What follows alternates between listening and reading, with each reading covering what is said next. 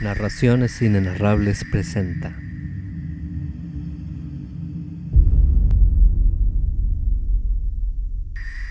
de Howard Phillips Lovecraft.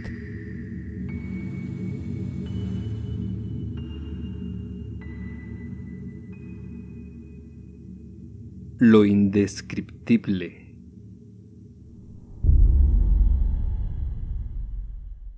Estábamos sentados en una ruinosa tumba del siglo XVII, en el atardecer de un día de otoño, en el viejo cementerio de Arkham, especulando acerca de lo indescriptible.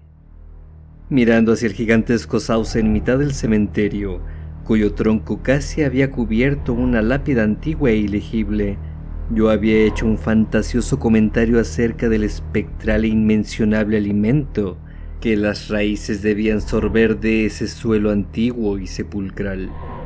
Y mi amigo me reprendió por tales insensateces, diciéndome que, dado que no había habido ningún enterramiento desde hacía más de un siglo, no podía haber para alimentar al árbol nada que se saliera de lo ordinario. Además, añadió, mis constantes referencias a lo indescriptible y lo indecible no eran más que artificios pueriles, bastante acordes a mi nivel como escritor. Yo era demasiado dado a finalizar mis historias con visiones o sonidos que paralizaban las facultades de los protagonistas, arrebatándoles el coraje, las palabras o las asociaciones mentales que les permitirían contar lo sucedido. Conocemos las cosas, decía, solo mediante nuestros 5 sentidos o nuestra intuición religiosa. Por tanto, es bastante imposible hacer referencia a un objeto o visión que no pueda ser claramente descrito mediante la sólida definición de hechos o las correctas doctrinas de la teología, preferiblemente la de los congregacionistas, con cualquier modificación que la tradición y Sir Arthur Conan Doyle puedan suministrar. Solía discutir a menudo, sin ninguna acritud, con este amigo, Joel Manton. Era director de la East High School, nacido y criado en Boston, y compartía esa sordera autocomplaciente de Nueva Inglaterra hacia los tonos más sutiles de la vida. Según su postura, solo nuestra experiencia normal y objetiva posee un significado estético, y este es suministrado al artista no tanto para provocar fuertes emociones mediante acción, éxtasis y asombro, como para mantener un plácido interés y apreciación mediante seguras y pormenorizadas transcripciones de los sucesos cotidianos. Sobre todo, se oponía a mi preocupación por lo místico y lo inexplicado, ya que, si bien creía mucho más que yo en lo sobrenatural, no podía admitir que esto fuera un lugar lo suficientemente común para ser tratado en la literatura. Que una mente pudiera encontrar su mayor placer en evadirse de la rutina diaria, así como en la original y dramática recombinación de imágenes, normalmente convertidas por el hábito y la fatiga en el trillado telón de fondo de la existencia actual, resultaba algo virtualmente increíble para este intelecto claro, práctico y lógico. Para él, todas las cosas y sentimientos tenían dimensiones fijas, propiedades, causas y efectos, y a pesar de que, brumosamente, sabía que la mente a veces alberga visiones y sensaciones de naturaleza mucho menos geométrica, clasificable y trabajable, se creía justificado para trazar una línea arbitraria y excluir de consideración todo aquello que no podía ser experimentado y entendido por un ciudadano medio. Además, estaba convencido de que nada podía ser realmente indescriptible. No le sonaba sensato.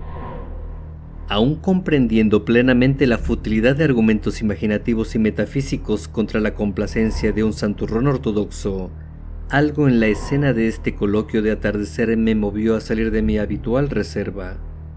Las deterioradas lápidas de pizarra, los árboles patriarcales y los centenarios techos picudos de la embrujada ciudad vieja que se extendía en derredor, todo se combinó para mover a mi espíritu en defensa de mi trabajo, y pronto me vi llevado por mis convicciones a terreno enemigo.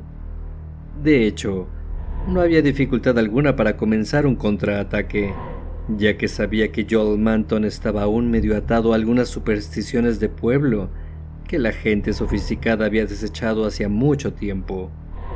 Creencias en la aparición de difuntos en sitios lejanos, así como en la impresión que dejaban en las viejas ventanas aquellos que se habían asomado a ellas durante toda su vida.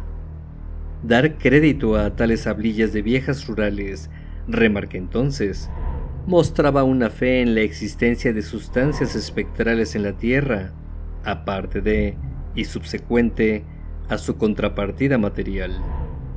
Demostraba una capacidad de creer en fenómenos más allá de las nociones normales, ya que, si un muerto puede transmitir su imagen visible o tangible a través de medio mundo, o a través de los siglos, ¿por qué sería absurdo suponer que las casas abandonadas están llenas de extraños seres sentientes? ¿O que los viejos cementerios rebosan con la inteligencia terrible e incorpórea de generaciones? Y, dado que el espíritu, para provocar todas las manifestaciones que se le atribuyen, no puede estar limitado por las leyes de la materia, ¿por qué es extravagante imaginar, físicamente, muertos vivientes en formas, o en ausencia de formas, que para un espectador humano deben ser completa y espantosamente indescriptibles? El sentido común, en lo tocante a tales materias, es simplemente una estúpida ausencia de imaginación y flexibilidad mental, según le aseguré a mi amigo, con cierto acaloramiento.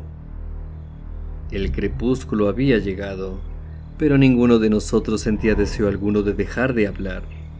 Manton no parecía impresionado por mis argumentos y sí ansioso de refutarlos, teniendo esa confianza en sus propias opiniones que era sin duda culpable de su éxito como profesor, mientras que yo me sentía demasiado seguro en mi terreno como para temer ser vencido. El anochecer caía y las luces relucían débilmente en algunas ventanas distantes, pero nosotros no nos movimos. Nuestro asiento en la tumba era muy cómodo, y yo sabía que mi prosaico amigo no repararía en la cavernosa fractura del trabajo de albañilería, antiguo y dañado por las raíces, que teníamos al lado, o la completa negrura del lugar, causada por la interposición, entre las luces de la calle más próxima y nosotros, de una destartalada y desierta casa del siglo XVII. Allí, en la oscuridad, sobre esa agrietada tumba de la casa abandonada, hablamos sobre lo indescriptible y, luego de que mi amigo hubo terminado su diatriba, le hablé de la espantosa evidencia que reposaba tras la historia de la que más se había burlado. Mi cuento se llamaba La ventana del ático y apareció en enero de 1922 en Whispers. En bastantes sitios, sobre todo en el sur y en la costa del Pacífico, retiraron las revistas de los expositores por culpa de las quejas de estúpidos blandengues, pero en Nueva Inglaterra no provocó ninguna emoción. Simplemente se encogieron de hombros ante mi extravagancia. Aquello, se afirmó, era biológicamente imposible que existiera. Se trataba simplemente de otra de esas leyendas locales que Cotton Mather fue lo bastante crédulo como para incluir en su caótica Magnalia Christi americana, y tan poco comprobada que él mismo no se había atrevido a dar el nombre del lugar donde el horror había acontecido. Y, respecto a la forma en que yo amplié el escueto comentario del viejo místico, era bastante improbable, además de característico de un escritorzuelo frívolo e imaginativo.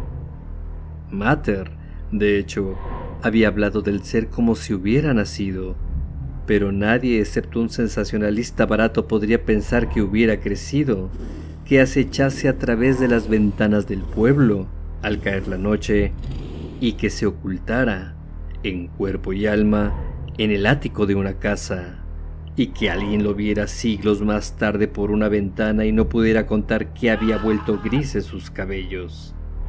Entonces le conté lo que había descubierto en un viejo diario que abarcaba de 1706 a 1723, rescatado de entre unos papeles de familia, ni siquiera una milla de donde estábamos sentados. También le hablé de la cruda realidad de las cicatrices en pecho y espalda de mi antepasado, descritas en el diario. Le informé también de los temores de otras personas en la región y de cómo se había murmurado durante generaciones, así como de la locura nada mítica que había afectado al chico que, en 1793, entró en una casa abandonada para investigar ciertos restos que, según se decía, había allí. Tuvo que ser un ser anómalo. No es extraño que los estudiosos sensibles se estremezcan ante la edad puritana de Massachusetts. Es tan poco lo que se sabe de lo que ocurrió bajo la superficie. Tan poco y, sin embargo, es como una horrible ulceración que burbujeara putrescentemente, dando ocasionales vislumbres de horror. El terror a las brujas arroja un horrible rayo de luz sobre lo que se cosía en los oprimidos cerebros de aquellos hombres. Pero incluso es solo una bagatela. No había belleza ni libertad. Podemos comprobarlo por los restos de la arquitectura y utillaje, y en los ponzoñosos sermones de los estrechos predicadores. Y en el interior de esa oxidada camisa de fuerza acechaban farfullando el horror, la perversión y lo infernal. Allí, en verdad, estuvo la apoteosis de lo indescriptible. Cotton Mather, en ese demoníaco sexto libro que nadie puede leer tras caer la noche, no escatima palabras al lanzar su anatema. Severo como un profeta judío y lacónicamente inalterable, como nadie hasta ese día, habla de la bestia que había dado a luz a algo que era más que una bestia, pero menos que un hombre, el ser con el ojo manchado, y del miserable borrachín y vociferante al que ahorcaron por tener un ojo así.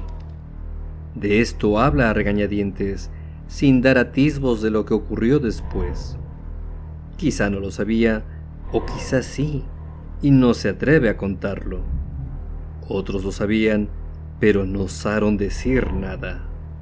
No hay constancia pública de lo que se murmuraba acerca de la puerta en las escaleras del ático, en casa de un senil, quebrado y amargado anciano que había puesto una lápida sin nombre en una tumba de mala fama, aunque uno puede rastrear a suficientes leyendas evasivas como para helar la sangre al más templado. Todo está en ese diario ancestral que encontré. Todos los solapados cuentos, inmundos y furtivos, acerca de seres con un ojo manchado, vistos de noche a través de la ventana o en prados despoblados, cerca de los bosques. Algo había atacado a mi antepasado en una oscura carretera del valle, dejándole marcas de cuernos en el pecho y de garras simiescas en la espalda. Y cuando se buscaron huellas en el polvo, descubrieron pisadas revueltas de pezuñas hendidas y zarpas vagamente antropoides. En una ocasión, un correo montado dijo haber visto a un anciano persiguiendo y llamando a un ser veloz e indescriptible en Meadow Hill, a la luz de la luna, en las horas previas al amanecer, y muchos lo creyeron. Desde luego, había una extraña historia acerca de una noche de 1710, cuando un idiotizado y decrépito anciano fue sepultado en la cripta, tras su propia casa, en vista de la lápida desnuda de pizarra. Nunca abrieron esa puerta del ático, pero dejaron toda la casa tal como estaba, temida y deshabitada. Cuando se oían ruidos en ella, susurraban y se estremecían, deseando que el cerrojo de esa puerta del ático fuera sólido. Pero dejaron de desear nada cuando el horror alcanzó a la rectoría, no dejando una sola alma viva y entera. Con los años, la leyenda adoptó un cariz espectral, ya que supongo que el ser, si ser vivo era, debía haber muerto. El recuerdo ha permanecido de forma odiosa, tanto más cuanto más secreto era. Durante esta narración mi amigo Manton había permanecido de lo más silencioso, y vi que mis palabras le habían impresionado. No se rió cuando me detuve, sino que preguntó bastante seriamente por el chico que se volvió loco en 1793 y que presumiblemente había sido el héroe de mi ficción. Le dije por qué creía que el chico había ido a esa casa maldita y abandonada, y remarqué que debía estar interesado porque pensaba que las ventanas retenían imágenes latentes de aquellos que se habían sentado ante ellas. El chico se había asomado a la ventana de ese horrible ático por culpa de los cuentos que se contaban sobre seres vistos tras ella, y había regresado gritando enloquecido. Al decirle eso, Manton se quedó pensativo, pero poco a poco volvió a su pose analítica.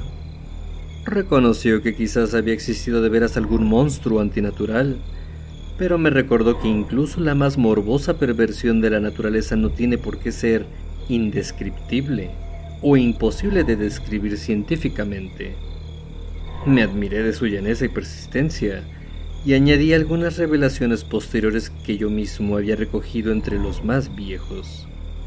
Aquellas tardías leyendas espectrales, aclaré, tocaban a monstruosas apariciones, más espantosas de lo que pueda ser cualquier ser orgánico. Apariciones de gigantescas formas bestiales, algunas veces visibles y otras solo tangibles, que flotaban en las noches sin luna y moraban en la vieja casa, la cripta trasera y la tumba donde un árbol nuevo había brotado junto a una lápida ilegible.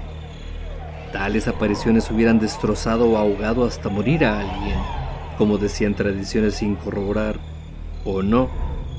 En todo caso, habían dejado una fuerte y perecedera impresión, y eran aún oscuramente temidas por los lugareños más viejos, aunque habían sido prácticamente olvidadas por las dos últimas generaciones, quizás desaparecidas por no pensarse en ellas.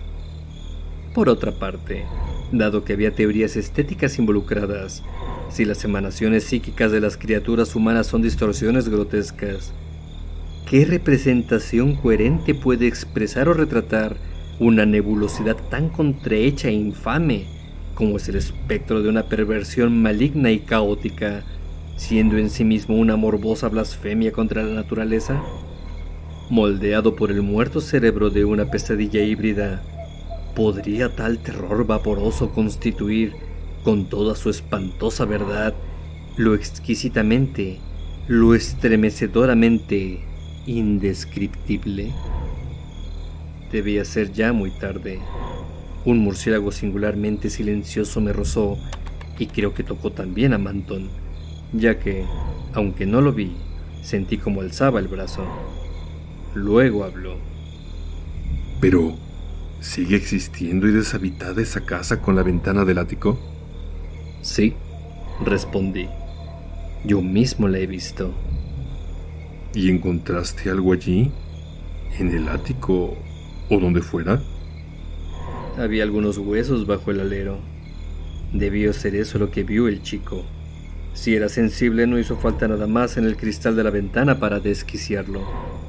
Si todos ellos pertenecían al mismo ser, debió ser una monstruosidad histérica y delirante.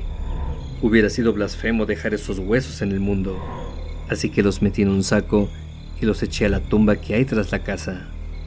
Había una abertura por donde pude echarlos. No me tengas por loco. Tenías que haber visto el cráneo. Tenía cuernos de 10 centímetros y un rostro y mandíbula como el tuyo y el mío.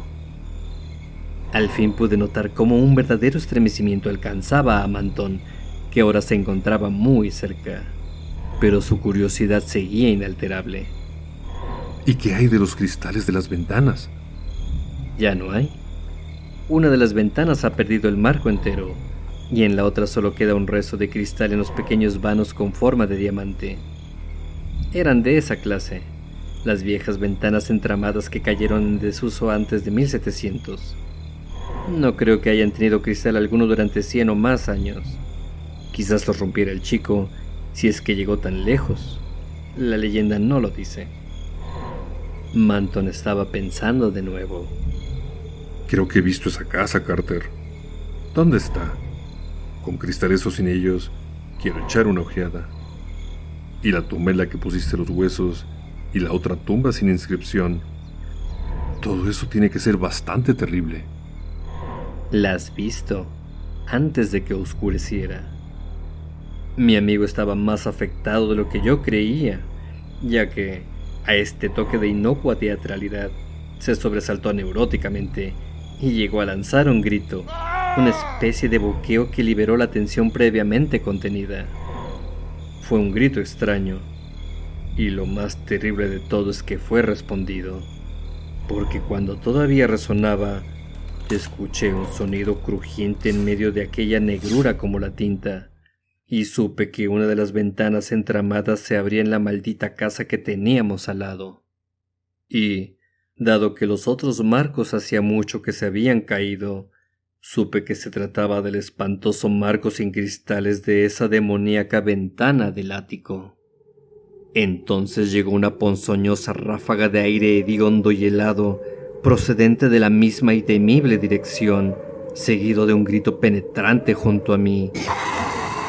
En la estremecedora tumba agrietada que daba sepultura a hombre y monstruo. Al instante siguiente fui barrido de mi tosco banco por alguna invisible entidad de titánico tamaño y naturaleza indeterminada, viéndome arrojado de bruces en el moho lleno de raíces de ese horrendo cementerio, mientras que de la tumba surgía algo parecido a un ahogado escándalo de boqueos y zumbidos, haciendo que mi imaginación poblara la oscuridad con legiones de miltonianos condenados deformes. Había un vórtice de agostador viento congelado y se escuchó el resonar de ladrillos y yeso desplomándose, pero me acometió en misericordioso desvanecimiento antes de que pudiera comprender de qué se trataba. Manton, aunque más pequeño que yo, es más resistente, ya que abrimos los ojos al mismo tiempo, a pesar de que sus heridas eran más graves. Nuestras camas estaban juntas, y supimos enseguida que nos encontrábamos en el hospital de St. Mary. Los médicos nos rodeaban con tensa curiosidad, ansiosos de aclarar nuestra memoria contándonos cómo habíamos llegado allí, y enseguida supimos acerca del granjero que nos había encontrado a mediodía en un campo solitario pasado Meadow Hill, a 1 milla del viejo enterramiento, en un lugar donde dicen que hubo un viejo matadero. Manton tenía 2 serias heridas en el pecho y algunos cortes o rasguños menos serios en la espalda. Yo no estaba seriamente herido, sino cubierto de moretones y contusiones del carácter más desconcertante, que incluían la marca de una pezuña hendida. Estaba claro que Manton sabía más que yo, pero no dijo nada a los desconcertados y curiosos médicos hasta saber en qué consistían nuestras heridas. Entonces afirmó que habíamos sido víctimas de un toro furioso, aunque le costó emplazar y describir al animal. Luego de que se hubieran ido los doctores y enfermeras, susurré una espantada pregunta. «Por Dios, Manton, ¿pero qué era aquello? Esas heridas, ¿cómo era?» Y me encontraba demasiado aturdido para gozar del triunfo cuando murmuró en voz baja algo que yo medio había esperado. No ha sido así.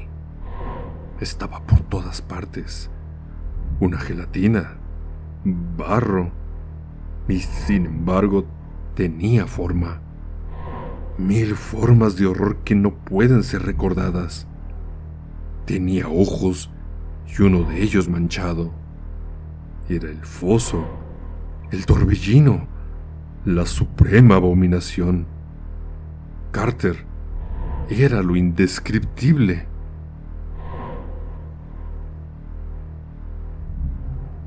Lo indescriptible.